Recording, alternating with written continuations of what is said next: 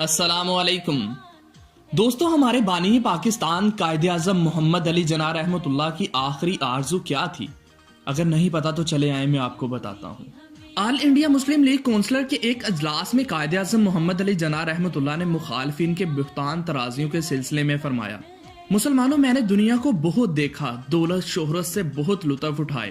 اب میری زندگی کی واحد تمنا یہ ہے کہ مسلمانوں کو آزاد اور سر بلند دیکھوں۔ میں چاہتا ہوں کہ جب بھی میں مروں تو یہ یقین اور اطمینان لے کر مروں اور میرا ضمیر اور میرا اللہ گواہی دے رہا ہو کہ جناح نے اسلام سے خیانت اور غداری نہیں کی اور مسلمانوں کی آزادی، تنظیم اور مدافعت میں اپنا فرض ادا کر دیا۔ میں آپ سے زوردار شہادت کا طلبگار ہوں۔ میں چاہتا ہوں کہ مرتے دم تک میرا اپنا ایمان اور میرا ضمیر گواہی دے: جناح، تم نے واقعی مدافعت اسلام کا حق ادا کر دیا۔ جناح، تم مسلمانوں کی تنظیم، اتحاد اور حمایت کا فرض بجا لائے۔ میرا اللہ کہے گا، بے شک تم مسلمان پیدا ہوئے تھے اور کفر کی طاقتوں کے غلبے میں عالم اسلام کو بلند رکھتے ہوئے مسلمان مرے۔ دوستو، آج ہمیں بھی چاہیے کہ ہم بھی قائد اعظم کے نقش قدم پر چل کر پاکستان کی حفاظت کریں اور پاکستان کو ایک اچھا ملک بنائیں۔ اللہ حافظ۔